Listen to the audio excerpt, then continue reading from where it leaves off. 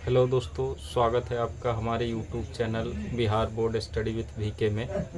और आज हम लोग जो है 10th क्लास का जो हिस्ट्री है, इतिहास, उसका ऑब्जेक्टिव क्वेश्चन जो है हम लोग चैप्टर वाइज पढ़ेंगे।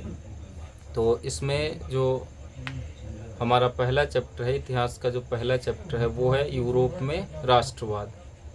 यानी यूरोप में राष्ट्रवाद जो है ये चैप्टर, इस चैप्टर में जितने भी ऑब्जेक्टिव क्वेश्चन है जो आपकी परीक्षा के दृष्टिकोण से महत्वपूर्ण है, उन महत्वपूर्ण प्रश्नों को हम लोग देखेंगे, इसमें लिखेंगे और समझेंगे उसका आंसर क्या है।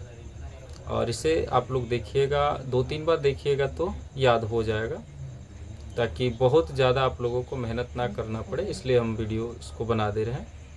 तो चलिए हम लोग अपने प्रश्न की तरफ चलते हैं, पहला, दूसरा, तीसरा, इस तरह से जो भी प्रश्न आपके टेक्स्ट बुक में दिए गए हैं उन प्रश्नों को हम लोग लिखेंगे चैप्टर वाइज, एक एक चैप्टर करके हम लोग उसको लिखेंगे और इसमें उसका उत्तर जानेंगे। तो हम लोग लिखते हैं। जो पहला हमारा क्वेश्चन है कि इटली एवं जर्मनी वर्तमान में किस महादेश के अंतर्गत आते हैं। पहला हमारा प्रश्न है कि इटली एवं जर्मनी वर्तमान में किस महादेश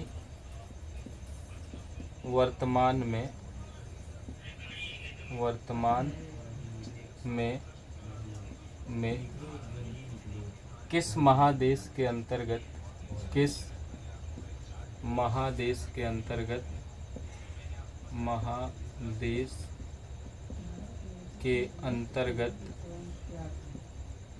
अंतर्गत आते हैं। इटली एवं जर्मनी वर्तमान में किस महादेश के अंतर्गत आते हैं।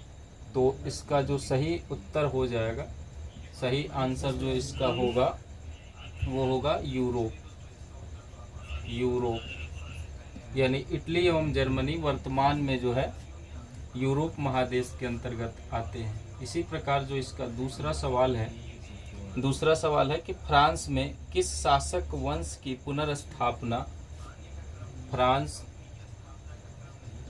में किस शासक वंश की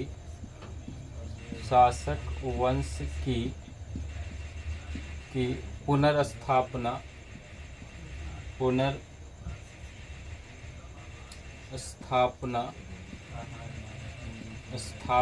वियना कांग्रेस द्वारा की गई थी। वियना कांग्रेस द्वारा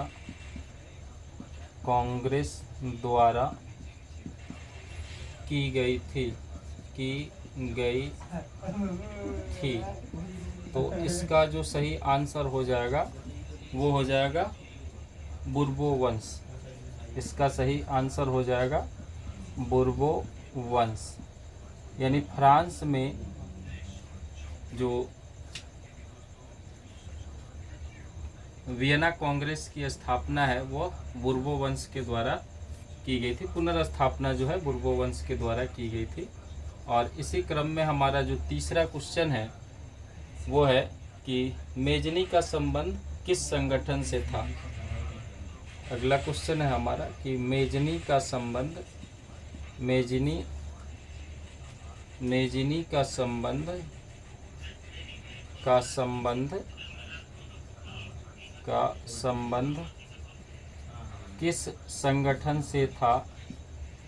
किस संगठन से था। तो मेजनी का संबंध जो है वह कार्बोनरी से था। कार्बोनरी एक संगठन था और उस कार्बोनरी संगठन से जो है मेजनी का संबंध था। और इसी क्रम में हम जो चौथा प्रश्न लिख रहे हैं वो है इटली एवं जर्मनी के एकीकरण के विरुद्ध कौन था। अगला प्रश्न है हमारा चौथा कि इटली एवं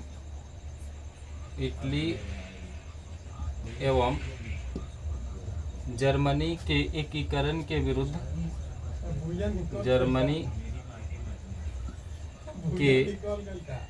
एकीकरण के विरुद्ध कौन था? इटली एवं जर्मनी के एकीकरण के विरुद्ध कौन था? तो इसका जो सही आंसर हो जाएगा वो हो जाएगा ऑस्ट्रिया। इसका सही आंसर हो जाएगा ऑस्ट्रिया। इसका सही आंसर हो जाएगा ऑस्ट्रिया। ऑस्ट्रिया। तो इसी क्रम में हम जो है इसका 5वां क्वेश्चन लिख लेते हैं। और 5वां क्वेश्चन है कि काउंट काबोर ने विक्टर इमैनुअल को किस पद पर नियुक्त किया? 5वां क्वेश्चन है काउंट काबोर ने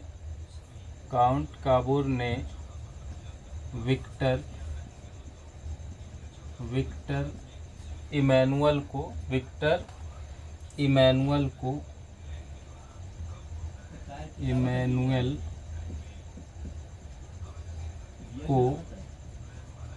किस पद पर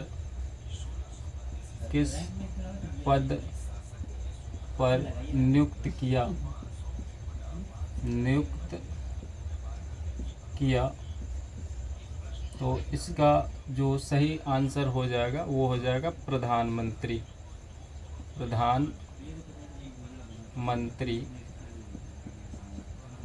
उसी क्रम में अगला जो 6ठा क्वेश्चन है वो है कि गैरीबाल्डी पेशे से क्या था? गैरीबाल्डी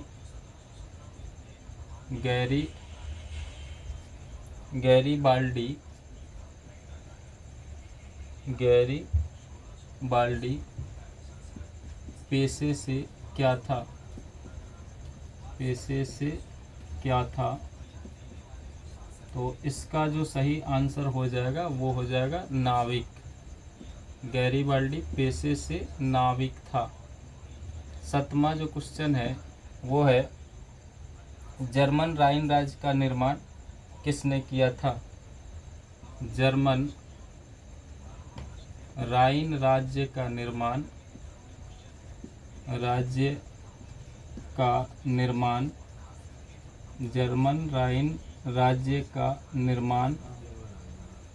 किसने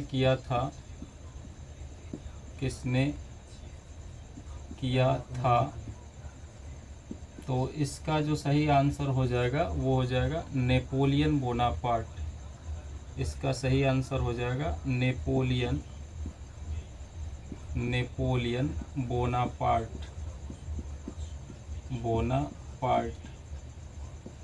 अगला जो 8वां क्वेश्चन है वो हमारा है जालवेरिन एक संस्था थी। जालवेरिन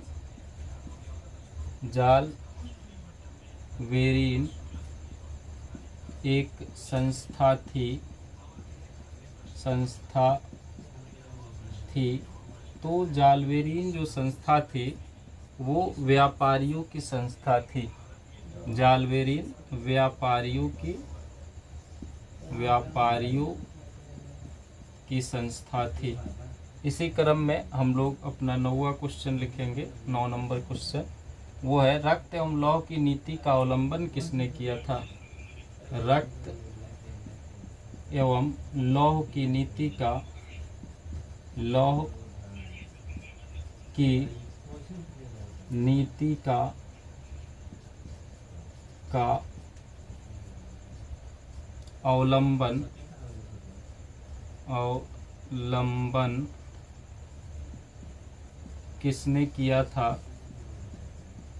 किसने किया था? तो रक्त एवं लौह की नीति का अवलंबन जो है बिस्मार्क ने किया था। इसका सही आंसर हो जाएगा बिस्मार्क। रक्त एवं लौह की नीति का अवलंबन बिस्मार्क द्वारा किया गया था। तो अब हमारा जो है बोर्ड फुल हो चुका है। तो आप लोग जो है वीडियो रोक करके या फिर स्क्रीनशॉट ले करके इसे लिख लीजिएगा। फिर हम आगे 10 नंबर से क्वेश्चन लिख रहे हैं, इसे मिटा रहे हैं और फिर से 10 नंबर से क्वेश्चन लिख रहे हैं। इसी साइड हम लिख देते हैं आप लोग आप लोग जो है स्क्रीनशॉट लेके लिख लीजिएगा, या फिर जो है वीडियो को रोक करके वहाँ आप लोग लिख लीजिएगा। तो इस क्रम में अब जो हम इरेज किए मिटा दिए हैं, तो अब हमारा 10वां क्वेश्चन हमें लिखना है। तो 10वां प्रश्न हमारा है फ्रैंकफर्ट की संधि कब हुई थी। 10वां क्वेश्चन है फ्रैंकफर्ट की संधि, फ्रैंकफर्ट की संधि कब हुई थी। फ्रैंकफर्ट की संधि कब हुई थी। तो इसका जो सही आंसर हो जाएगा, सही आंसर इसका 1871 ईस्वी। फ्रैंकफर्ट की संधि 1871 ईस्वी में हुआ था। उसी प्रकार इसमें 11 नंबर जो प्रश्न है वो है कि यूरोप वासियों के लिए किस देश का साहित्य एवं ज्ञान विज्ञान प्रेरणा स्रोत रहा है। यूरोप वासियों के लिए 11 नंबर प्रश्न, यूरोप वासियों के लिए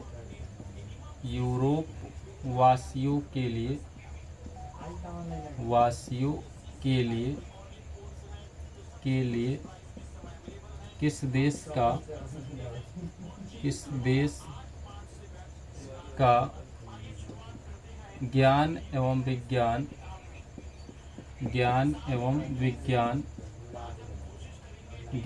एवं विज्ञान प्रेरणा स्रोत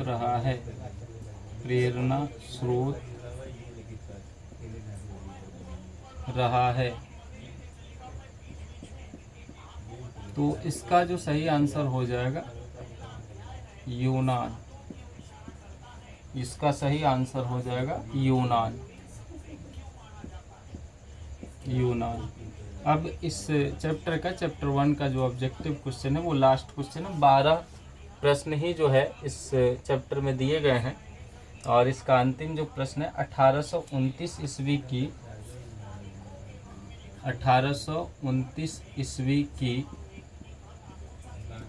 एड्रियानोपोल की संधि, एड्रियानोपोल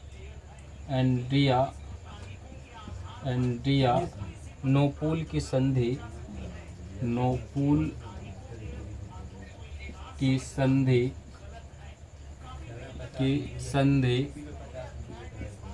किस देश के साथ हुई।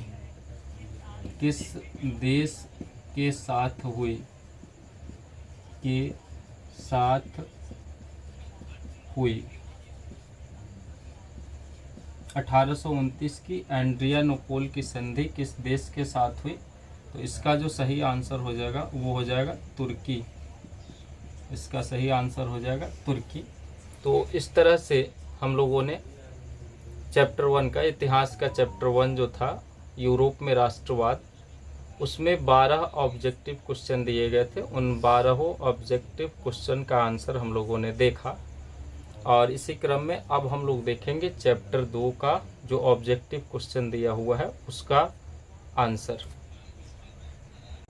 तो अब हम लोग देखेंगे क्लास 10th का चैप्टर 2 और हिस्ट्री का चैप्टर 2, और इस चैप्टर 2 का नाम है समाजवाद एवं साम्यवाद। इसका जो भी ऑब्जेक्टिव है वो सभी ऑब्जेक्टिव को हम लोग देखते हैं।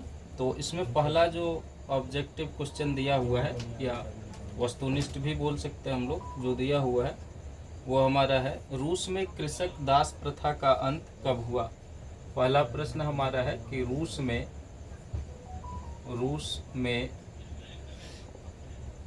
में कृषक दास प्रथा का अंत, कृषक दास प्रथा का अंत कब हुआ। तो इसका जो सही आंसर हो जाएगा कि रूस में कृषक दास प्रथा का अंत कब हुआ, वो होगा 1861। यानी रूस में कृषक दास प्रथा का अंत जो है 1861 ईस्वी में हुआ। इसी क्रम में हमारा दूसरा क्वेश्चन होगा कि रूस में जार का अर्थ क्या होता था। रूस में जार का अर्थ क्या होता था, क्या होता था। तो रूस में जार का अर्थ होता था रूस का सम्राट। इसका सही आंसर हो जाएगा रूस का सम्राट। इसी क्रम में हम तीसरा प्रश्न लिखेंगे और तीसरा प्रश्न हमारा होगा कि कार्ल मार्क्स का जन्म कहाँ हुआ था। कार्ल मार्क्स का जन्म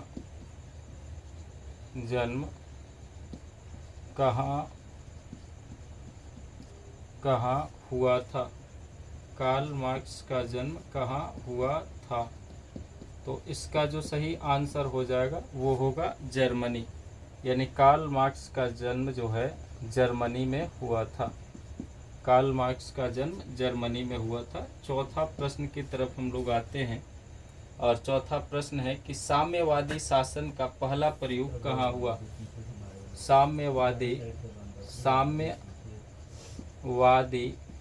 शासन का पहला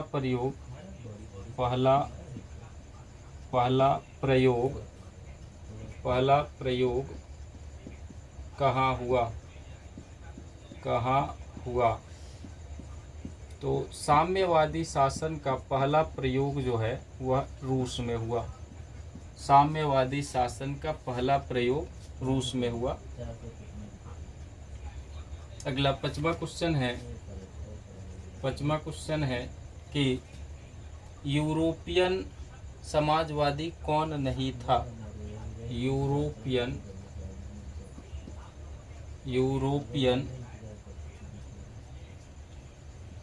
समाजवादी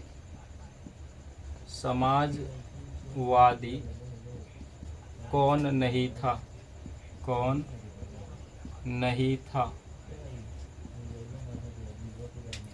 नहीं था। तो इसका सही आंसर हो जाएगा कार्ल मार्क्स।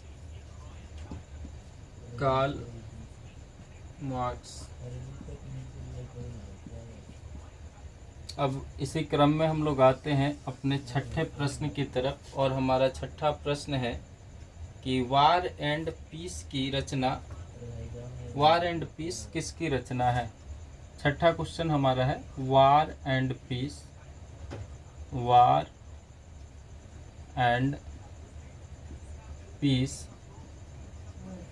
किसकी रचना है। वार एंड पीस किसकी रचना है। वार एंड पीस किसकी रचना है। तो इसका सही आंसर हो जाएगा टॉलस्टॉय।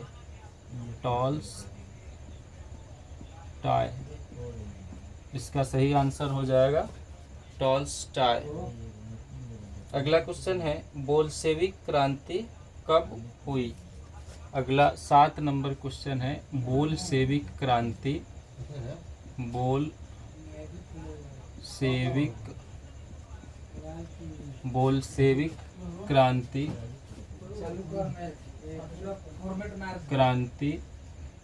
कब हुई। बोल्शेविक क्रांति कब हुई। इसका सही आंसर हो जाएगा नवंबर। तो अगला क्वेश्चन हमारा है बोल्शेविक क्रांति कब हुई थी। नवंबर 1917। 8 नंबर जो हमारा क्वेश्चन है वो है 8 नंबर क्वेश्चन है लाल सेना का गठन किसने किया था। अगला क्वेश्चन है लाल सेना का गठन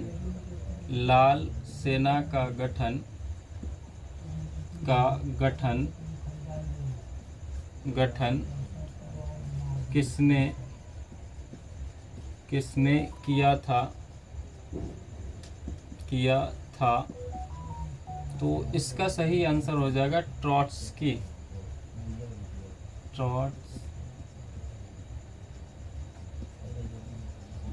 ट्रॉट्स्की, इसका सही आंसर हो जाएगा ट्रॉट्स्की। अगला क्वेश्चन है कि लेनिन की मृत्यु कब हुई। 9 नंबर क्वेश्चन है, लेनिन की मृत्यु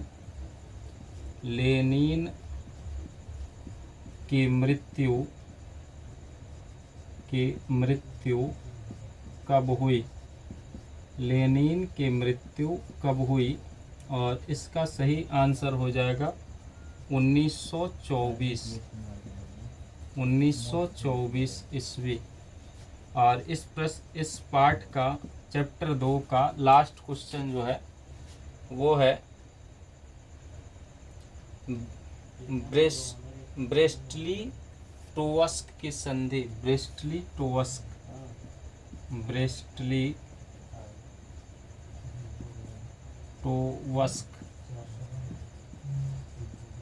की संधि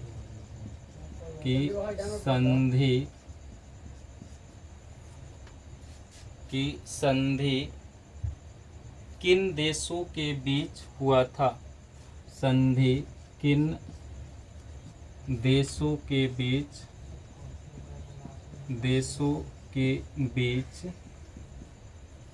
हुआ था।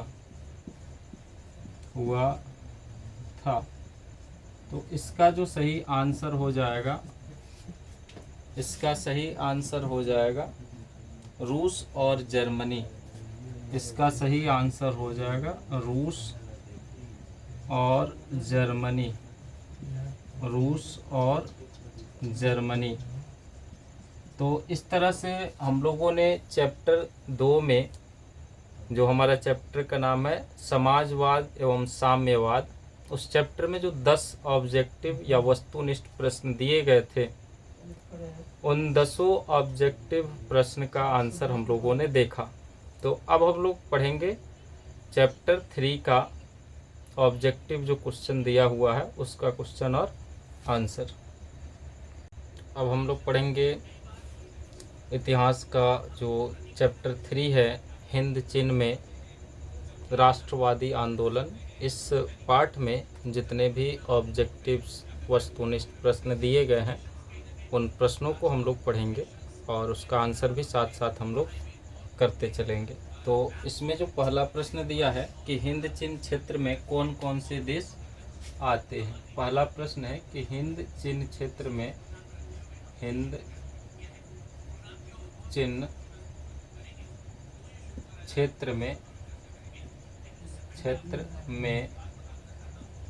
कौन कौन से देश आते हैं, कौन कौन से देश आते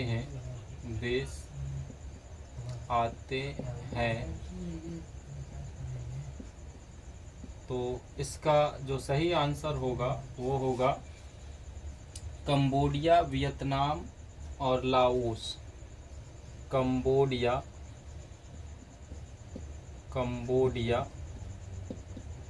वियतनाम,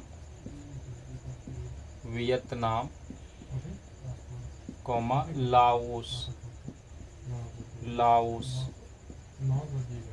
इसी क्रम में हमारा दूसरा जो प्रश्न है वो है अंकोर वाट का मंदिर कहाँ स्थित है।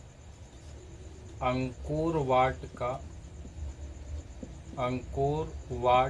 मंदिर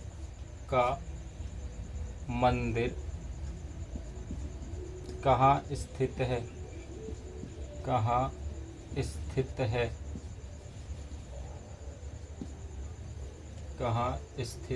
तो अंकोर वाट का मंदिर जो है वो कंबोडिया में स्थित है। अंकोर वाट का मंदिर कंबोडिया में स्थित है। इसका सही आंसर हो जाएगा कंबोडिया। तीसरा जो हमारा प्रश्न है वो है, तीसरा प्रश्न, हिंद चीन पहुंचने वाले प्रथम व्यापारी कौन थे। हिंद चीन पहुंचने वाले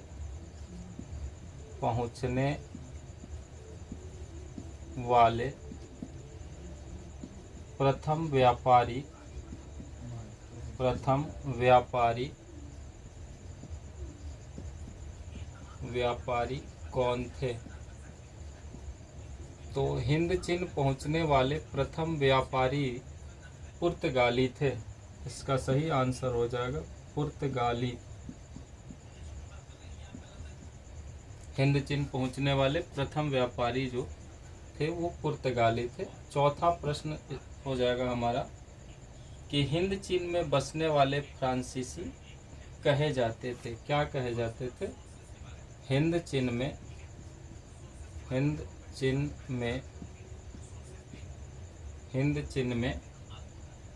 बसने वाले फ्रांसीसी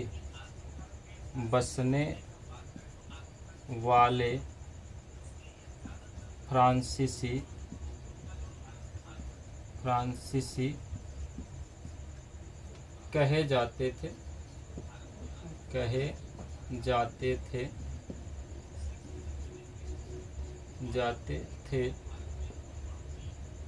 जाते थे इसका सही आंसर हो जाएगा कोलोन। सही आंसर हो जाएगा कोलोन। अगला क्वेश्चन,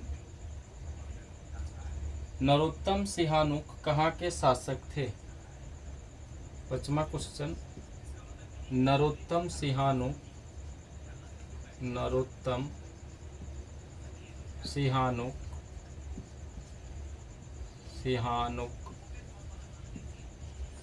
सिहानुक कहाँ के शासक थे? कहाँ के शासक थे? नरोत्तम सिहानुक कहाँ के शासक थे? इसका सही आंसर हो जाएगा कंबोडिया।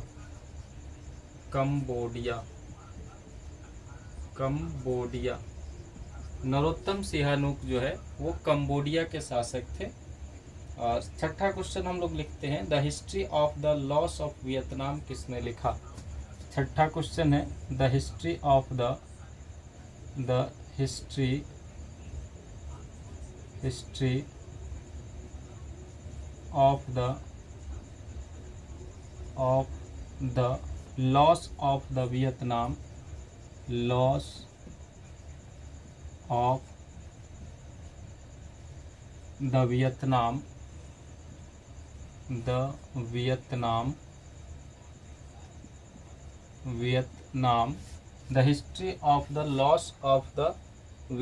द वियतनाम किसने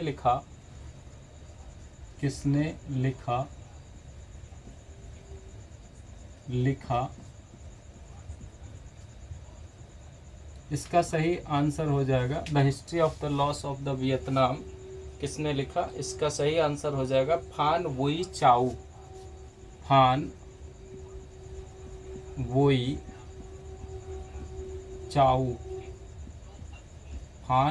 चाउ। इसी क्रम में हमारा जो 7वां क्वेश्चन होगा वो होगा, मार्च 1946 में फ्रांस एवं वियतनाम के बीच मार्च 1946 में फ्रांस एवं वियतनाम के बीच मार्च 1946 में फ्रांस एवं वियतनाम के बीच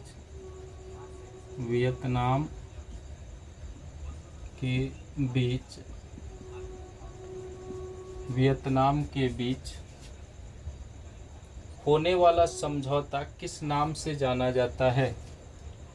होने वाला समझौता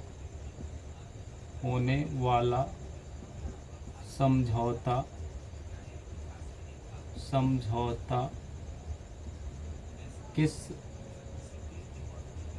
नाम से जाना जाता है?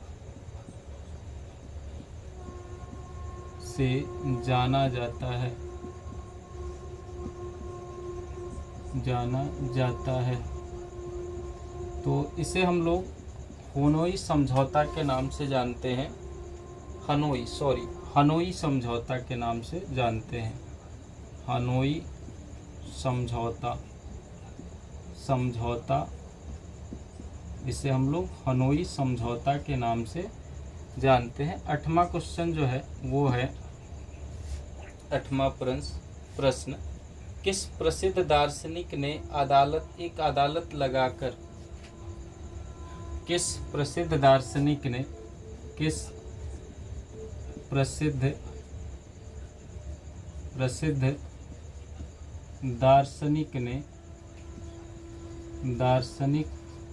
ने एक अदालत लगाकर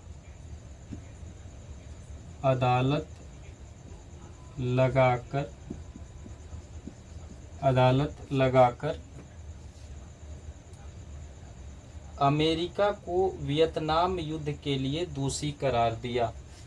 अमेरिका को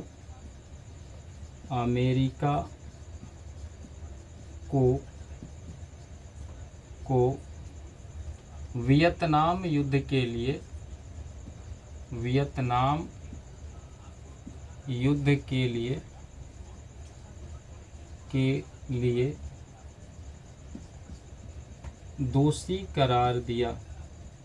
दोषी करार दिया। तो वे कौन से दार्शनिक थे जिन्होंने एक अदालत लगाकर अमेरिका को वियतनाम युद्ध के लिए दोषी करार दिया? तो वो दार्शनिक थे रसेल।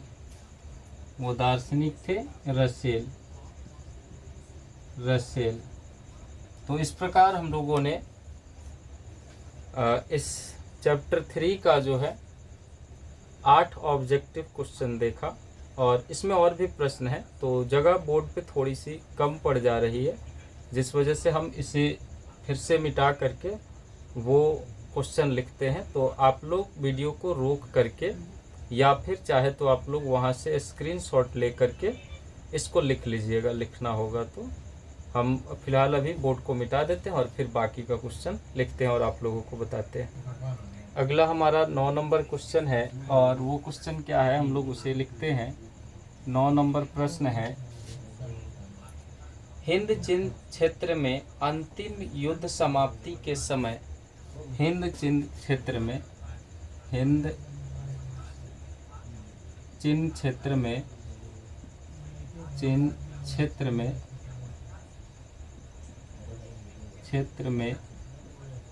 अंतिम युद्ध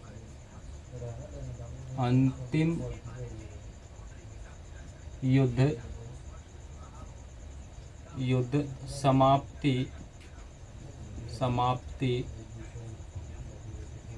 के अंतिम युद्ध समाप्ति के समय अमेरिका के राष्ट्रपति कौन थे, या फिर अमेरिकी राष्ट्रपति कौन थे? समाप्ति के समय अमेरिकी राष्ट्रपति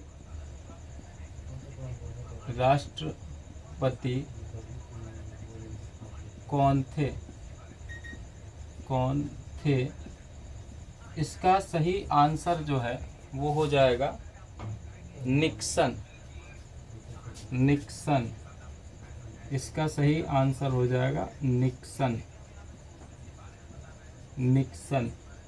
इसी क्रम में 10वां क्वेश्चन होगा, और ये 10वां हमारा जो है इस चैप्टर का अंतिम क्वेश्चन है कि हुआ आंदोलन किस प्रकृति का था? क्वेश्चन है हुआ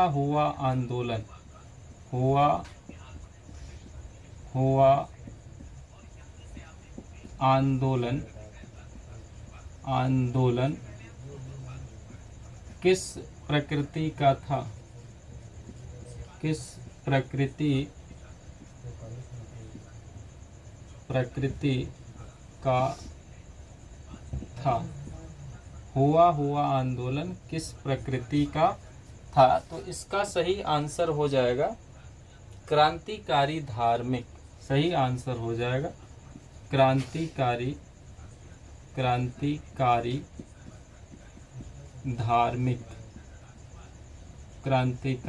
धार्मिक।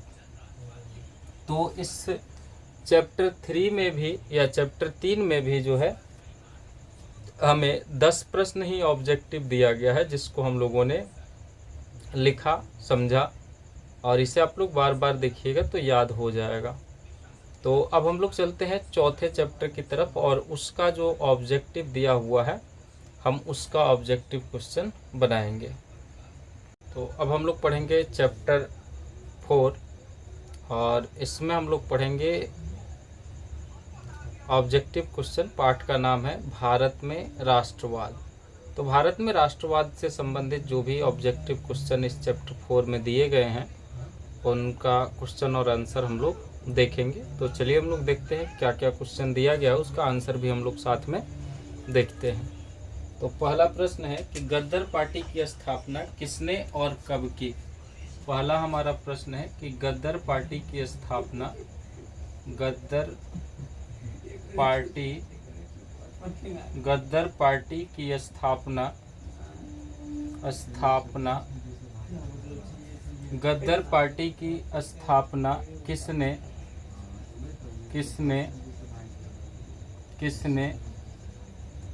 गद्दर पार्टी की स्थापना किसने और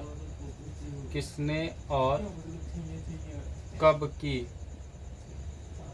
गद्दर पार्टी की स्थापना किसने और कब की। तो गद्दर पार्टी की स्थापना लाला हरदयाल ने 1913 में की। इसका सही आंसर हो जाएगा लाला हरदयाल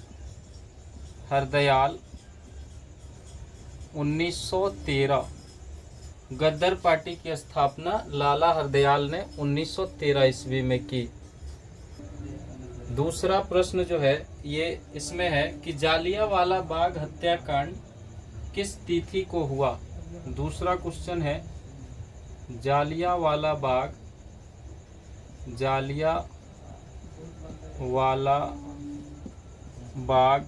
हत्याकांड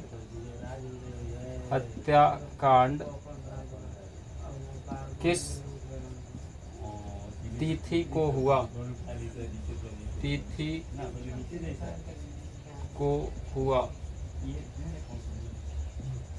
जालियांवाला बाग हत्याकांड किस तिथि को हुआ। तो इसका एग्जैक्ट जो डेट हो जाएगा वो होगा 13 अप्रैल 1919 ईस्वी। 13 अप्रैल 1919 ईस्वी। 13 अप्रैल 1919 ईस्वी। और इसी क्रम में जो हमारा अगला क्वेश्चन है तीसरा, वो है लखनऊ समझौता किस वर्ष हुआ। लखनऊ समझौता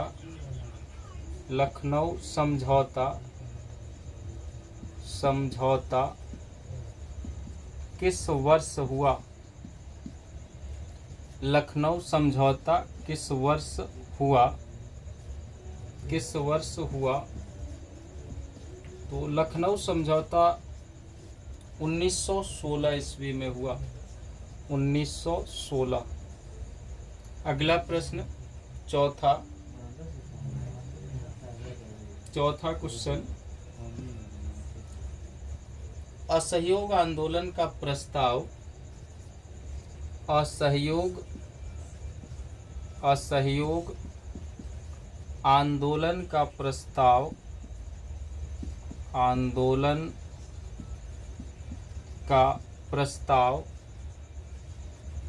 प्रस्ताव कांग्रेस के किस अधिवेशन में पारित हुआ। कांग्रेस के किस अधिवेशन में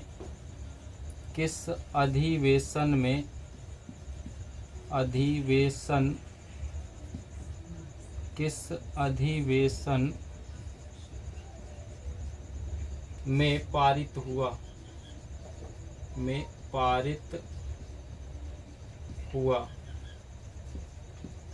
किस अधिवेशन में पारित हुआ। इसका सही आंसर हो जाएगा सितंबर 1920 कोलकाता। इसका सही आंसर हो जाएगा सितंबर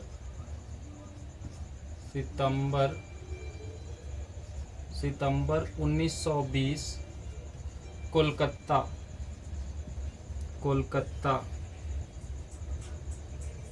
कोलकाता। अब हम लोग अपने पचमा क्वेश्चन की तरफ आते हैं। भारत में खिलाफत आंदोलन कब और किस देश के शासक के समर्थन में शुरू हुआ? पचमा क्वेश्चन, भारत में खिलाफत आंदोलन कब और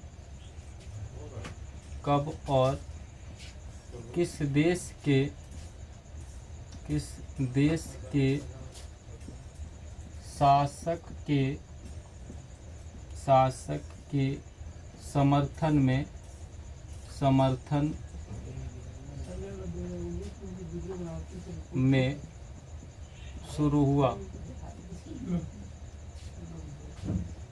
हुआ? क्वेश्चन है पचमा कि भारत में खिलाफत आंदोलन कब और किस देश के शासक के समर्थन में शुरू हुआ? तो इसका सही आंसर हो जाएगा 1920 और तुर्की के शासक के समर्थन में। तो इसका सही आंसर हो जाएगा 1920 तुर्की। 1920 तुर्की, यानी 1920 ईस्वी में तुर्की के जो शासक थे उनके समर्थन में यह आंदोलन भारत में शुरू हुआ। अगला और छठा प्रश्न है, सविनय अवज्ञा आंदोलन कब और किस यात्रा से शुरू हुआ?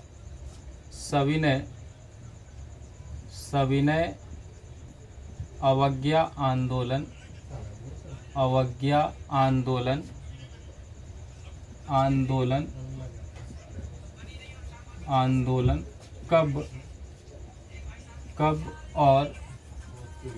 कब और किस यात्रा से शुरू हुआ? किस यात्रा से शुरू हुआ? तो इसका सही आंसर हो जाएगा कि सविनय अवज्ञा आंदोलन 1930 में दांडी यात्रा से शुरू हुआ। 1930 में दांडी यात्रा से सविनय अवज्ञा आंदोलन 1930 में दांडी यात्रा से शुरू हुआ। इसी क्रम में हमारा 7वां क्वेश्चन है कि पूर्ण स्वराज की मांग का प्रस्ताव पूर्ण स्वराज की मांग का प्रस्ताव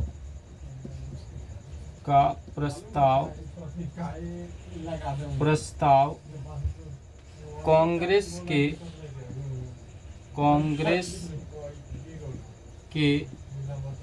किस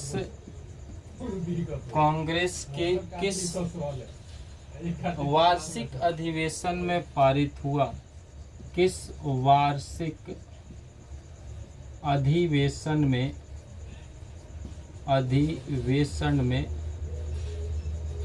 पारित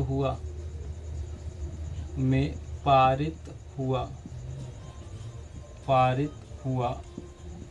तो इसका सही आंसर हो जाएगा कि 1930 में जो लाहौर अधिवेशन हुआ था, उसी लाहौर अधिवेशन में ये इस मांग का प्रस्ताव पारित हुआ था। तो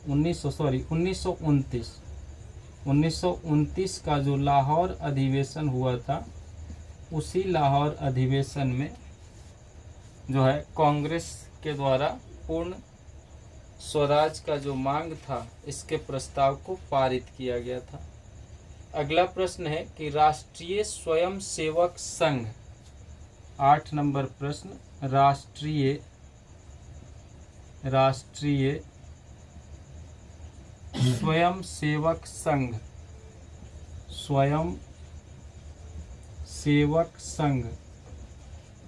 राष्ट्रीय स्वयंसेवक संघ की स्थापना कब और किसने की? स्थापना कब और किसने की, किसने की। तो इसका सही आंसर हो जाएगा 1925 में केबी हेडगेवार ने। 1925 में केबी हेडगेवार, केबी हेडगेवार, हेडगेवार 1925 में केबी हेडगेवार ने राष्ट्रीय स्वयंसेवक संघ की स्थापना की। तो इस तरह से हम लोगों ने इस पाठ का चैप्टर 4 का जो है 8 ऑब्जेक्टिव क्वेश्चन देखा और आगे भी प्रश्न है। हालांकि बोर्ड पे थोड़ी सी जगह कम पड़ गई, इस वजह से हम लोग 8 प्रश्न ही अभी लिखे। अभी हम इस साइड वाला जो है मिटा देते हैं और फिर जो बाकी का प्रश्न है उसे हम लिख देते हैं। आप लोग को लिखना हो तो आप लोग इसका स्क्रीनशॉट लेके लिख लीजिए या फिर वीडियो को रोक करके लिख लीजिए। हम इरेज करके फिर से जो है इस पे लिख देते हैं। तो 8 नंबर तक हम लोग क्वेश्चन लिखे हुए थे, अब जो है हम लोग 9 नंबर क्वेश्चन लिखेंगे।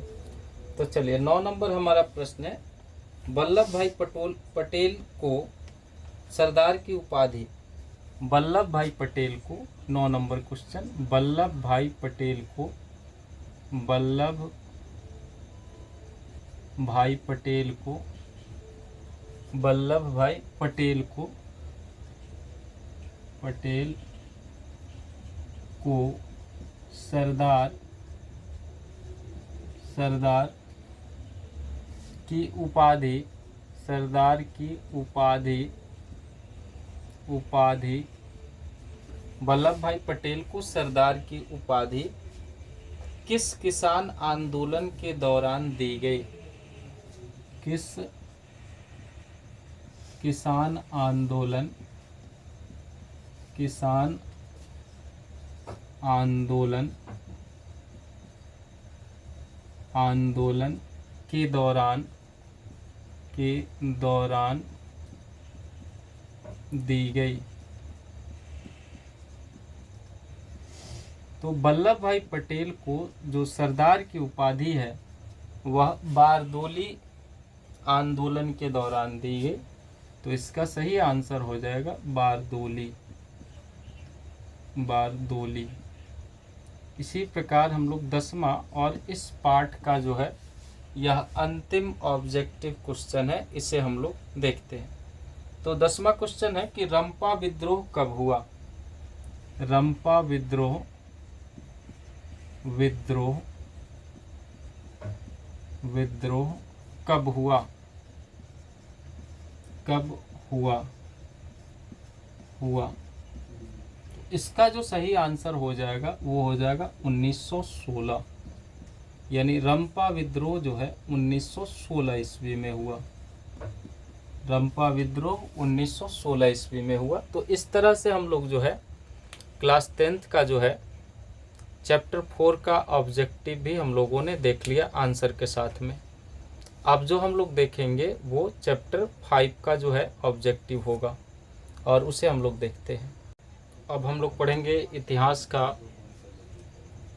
ऑब्जेक्टिव क्वेश्चन पार्ट 5 का, और पार्ट 5 का नाम है अर्थव्यवस्था और आजीविका।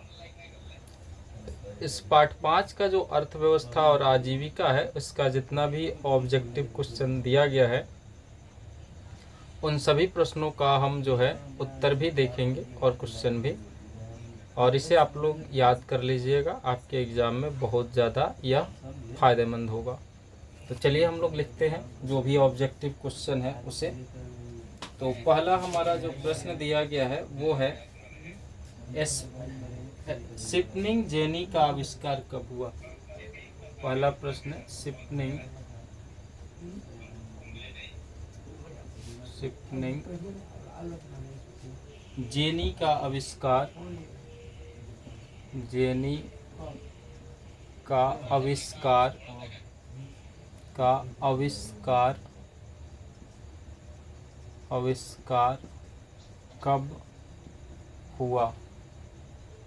कब हुआ? तो इसका सही आंसर होगा स्पिनिंग जेनी का आविष्कार जो है कब हुआ?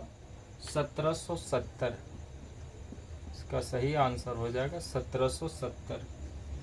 दूसरा क्वेश्चन है कि सेफ्टी लैंप का आविष्कार किसने किया? अगला क्वेश्चन है सेफ्टी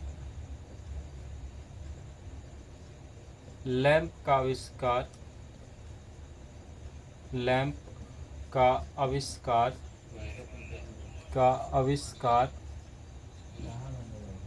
आविष्कार किसने किया?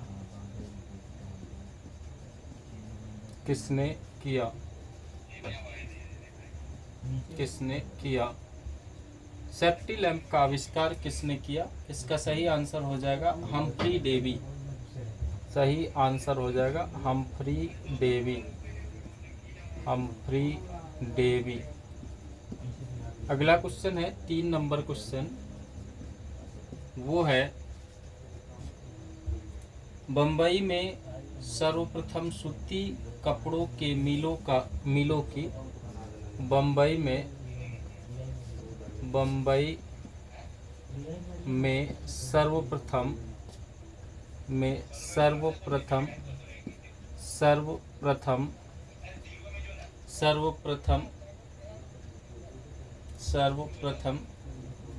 सूती कपड़ों के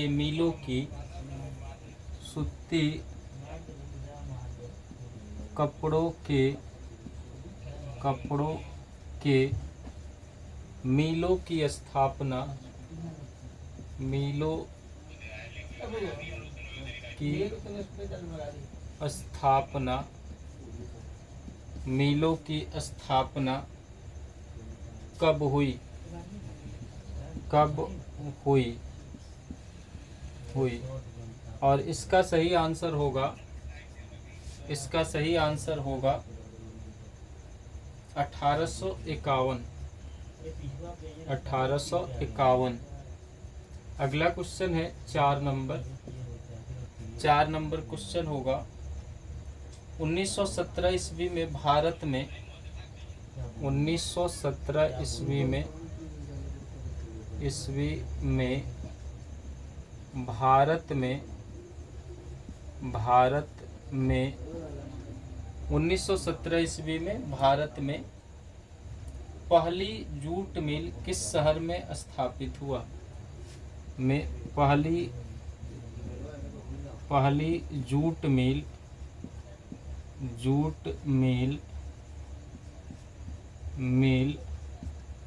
किस शहर में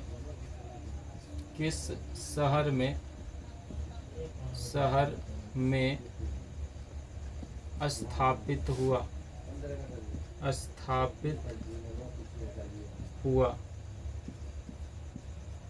किस शहर में स्थापित हुआ? इसका सही आंसर हो जाएगा, सही आंसर होगा कलकत्ता। सही आंसर होगा कलकत्ता। अगला क्वेश्चन 5वां क्वेश्चन, और ये है कि भारत में कोयला उद्योग का प्रारंभ कब हुआ? भारत में कोयला उद्योग का प्रारंभ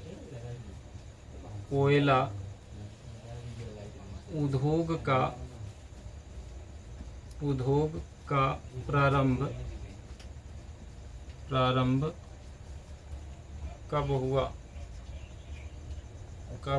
हुआ? तो भारत में कोयला उद्योग का प्रारंभ 1914 ईस्वी में हुआ। 1914 ईस्वी में हुआ।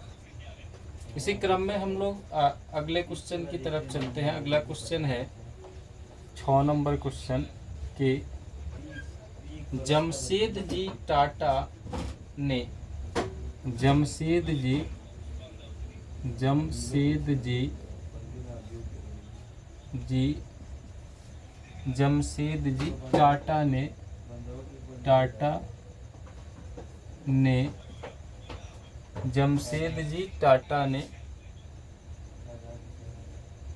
आयरन एंड स्टील कंपनी की स्थापना iron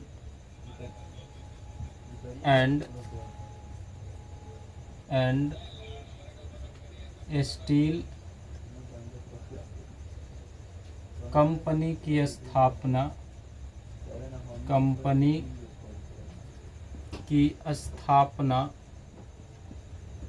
iron and steel company की स्थापना कब की?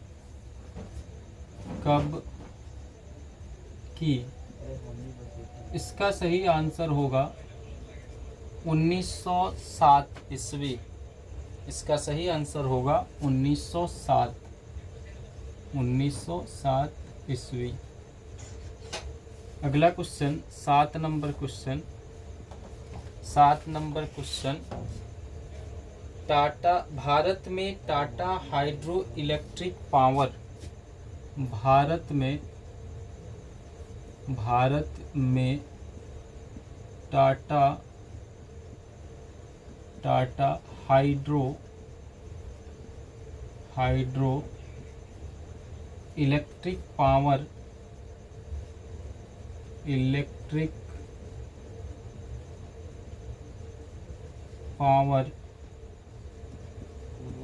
स्टेशन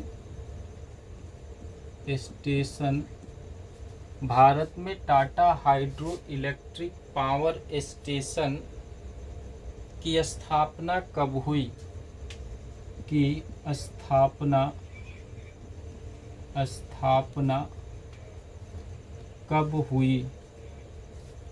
कब हुई? तो इसका सही आंसर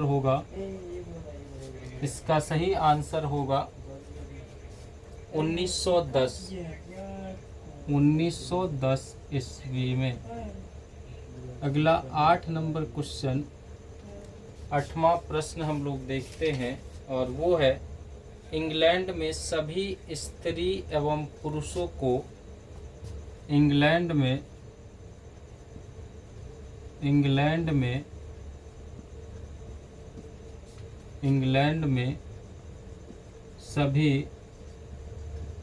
सभी स्त्री एवं पुरुषों को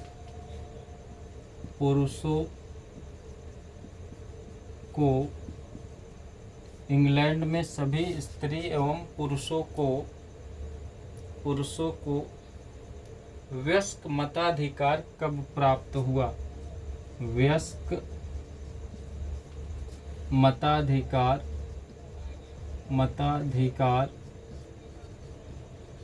कब प्राप्त हुआ?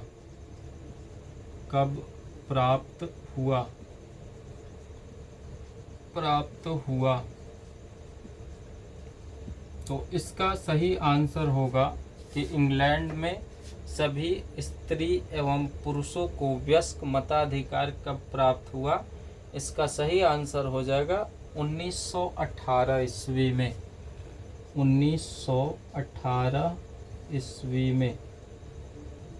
और इस क्रम में हम लोग अपना 9 नंबर क्वेश्चन देखते हैं और 9 नंबर क्वेश्चन क्या है? सो लिखते हैं अखिल भारतीय ट्रेड यूनियन कांग्रेस की स्थापना कब हुई? अखिल भारतीय ट्रेड यूनियन कांग्रेस की स्थापना कब हुई? अखिल भारतीय ट्रेड यूनियन कांग्रेस की स्थापना कब हुई? इस प्रश्न का सही जवाब होगा 1920 ईस्वी। 1920 ईस्वी। अब अगला और इस चैप्टर का जो है अंतिम ऑब्जेक्टिव क्वेश्चन है, इसमें लिखा हुआ है कि भारत के लिए पहला फैक्ट्री एक्ट कब पारित हुआ? भारत के लिए 10वां क्वेश्चन और इस पाठ का अंतिम है। भारत के लिए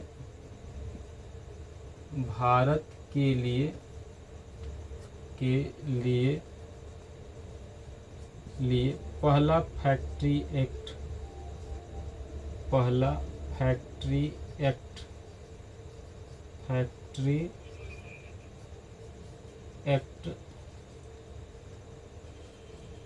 कब पारित हुआ?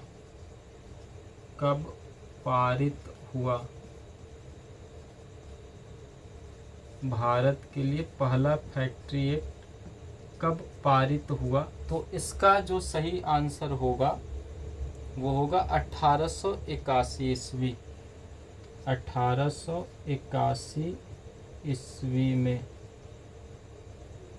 भारत के लिए पहला फैक्ट्री एक्ट 1881 ईस्वी में पारित हुआ। तो इस तरह से हम लोगों ने इतिहास का यानी क्लास 10th का जो इतिहास है उसका अध्याय 5 यानी अर्थव्यवस्था और आजीविका, इसका जो 10 ऑब्जेक्टिव क्वेश्चन था, 10 वस्तुनिष्ठ प्रश्न था, उसका उत्तर हम लोगों ने जाना। और आप लोग इसे लिख लीजिए या बार बार सुन के 2 बार 3 बार 4 बार सुन के आप लोग याद कर लीजिए।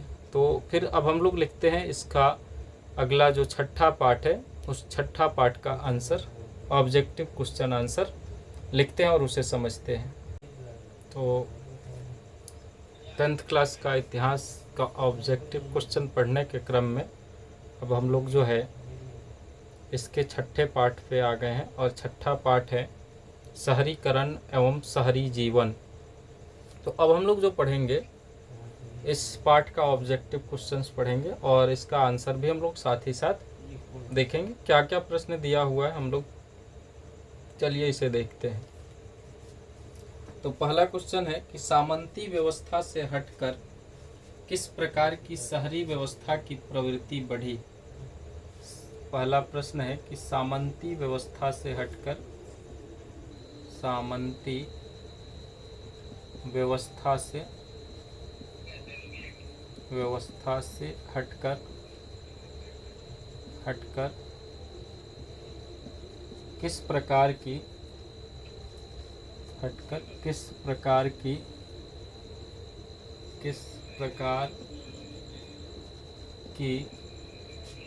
किस प्रकार की शहरी व्यवस्था की प्रवृत्ति बढ़ी? किस प्रकार की शहरी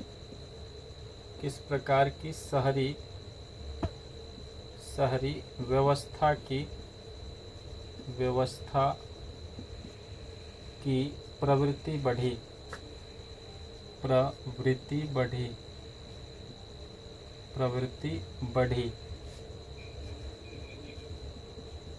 बढ़ी। इसका सही आंसर हो जाएगा, इसका सही आंसर होगा प्रगतिशील प्रवृत्ति। प्रगतिशील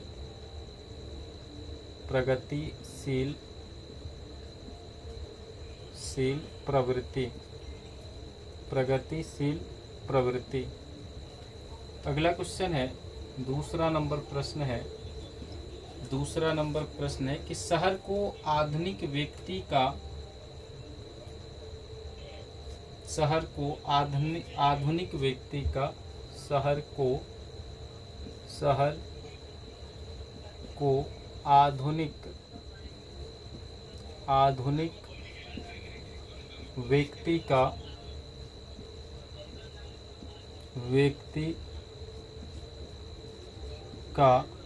व्यक्ति का किस प्रकार का क्षेत्र माना जाता है? किस प्रकार का क्षेत्र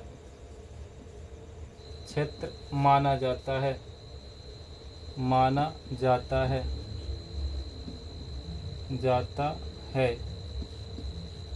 शहर को आधुनिक व्यक्ति का किस प्रकार का क्षेत्र माना जाता है? तो इसका सही आंसर हो जाएगा प्रभाव क्षेत्र।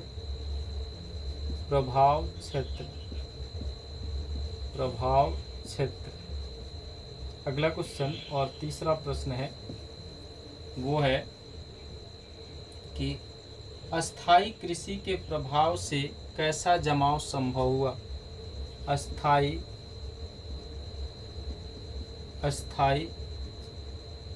कृषि के प्रभाव से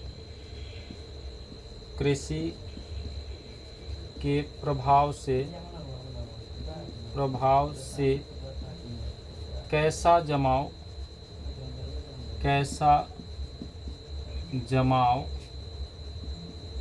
अस्थाई कृषि के प्रभाव से कैसा जमाव संभव हुआ? अस्थाई कृषि के प्रभाव से कैसा जमाव संभव हुआ? तो इसका सही आंसर हो जाएगा संपत्ति का जमाव। संपत्ति का जमाव। चौथा प्रश्न है एक प्रतियोगी एवं उद्यमी प्रवृत्ति से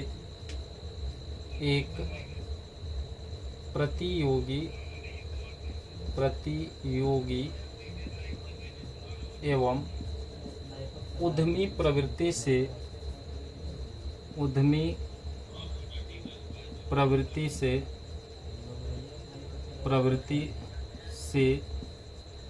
एक प्रतियोगी एवं उद्यमी प्रवृत्ति से प्रेरित किस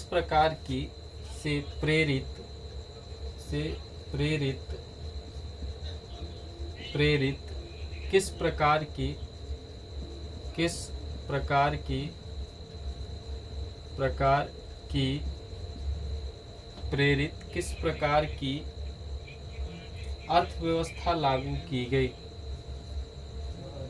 अर्थव्यवस्था लागू की गई। तो इसका सही आंसर हो जाएगा मुद्रा प्रधान अर्थव्यवस्था। मुद्रा प्रधान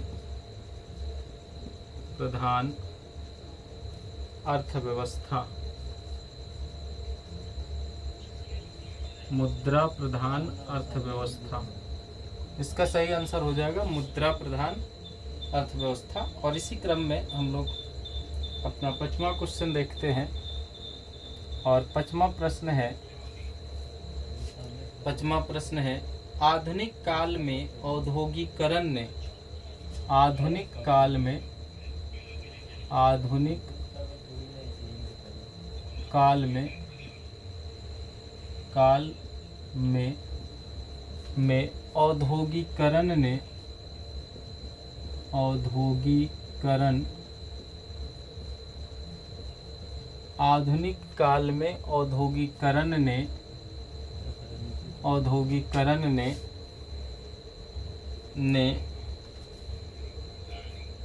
किसके स्वरूप को गहन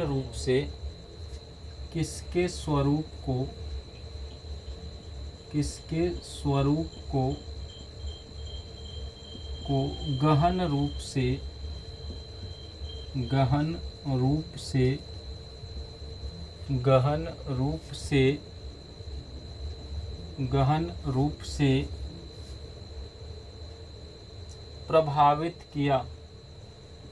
प्रभावित किया? तो इसका सही उत्तर होगा शहरीकरण।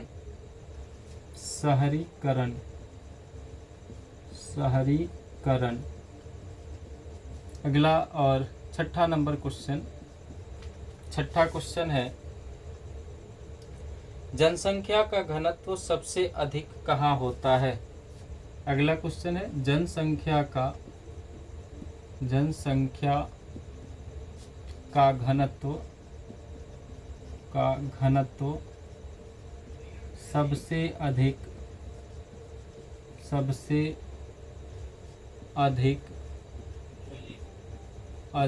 कहाँ होता है? जनसंख्या का सबसे अधिक घनत्व कहाँ होता है? इसका आंसर हो जाएगा महानगर। इसका आंसर हो जाएगा महानगर। महानगर। 7वां क्वेश्चन, 7 नंबर क्वेश्चन, 7 नंबर क्वेश्चन। 1810 से 1880 ईस्वी तक लंदन की आबादी, 1810 से 1880 ईस्वी तक लंदन की आबादी, लंदन की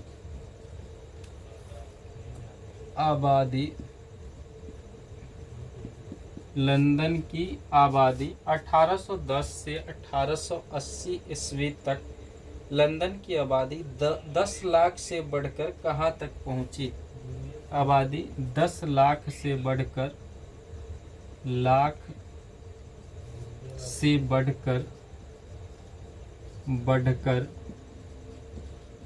कहाँ तक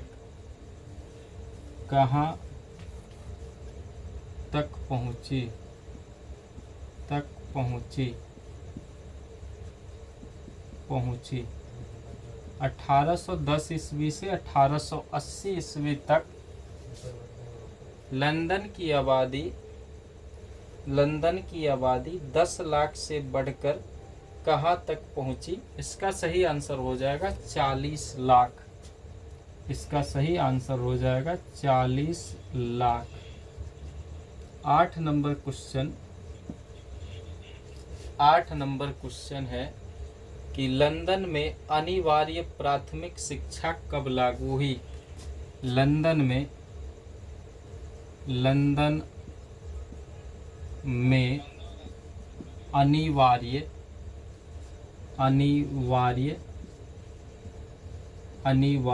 प्राथमिक शिक्षा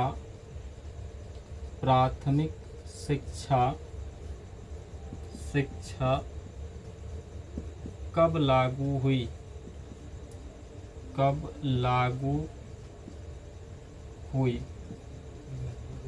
लंदन में अनिवार्य प्राथमिक शिक्षा कब लागू हुई?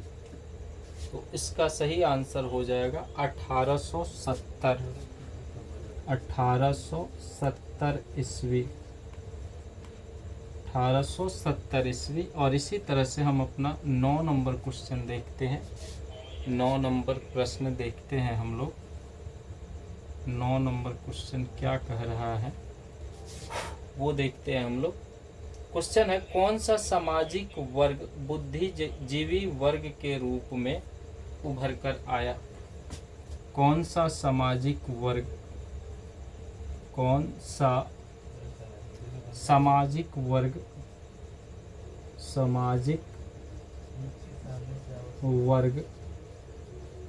बुद्धिजीवी वर्ग के रूप में बुद्धिजीवी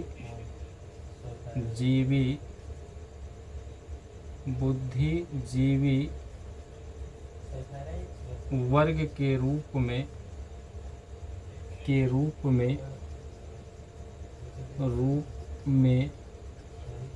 उभर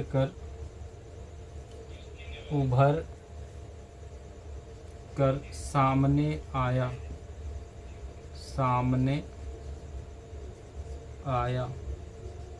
तो इसका सही आंसर हो जाएगा मध्यम वर्ग। इसका सही आंसर हो जाएगा मध्यम वर्ग। मध्यम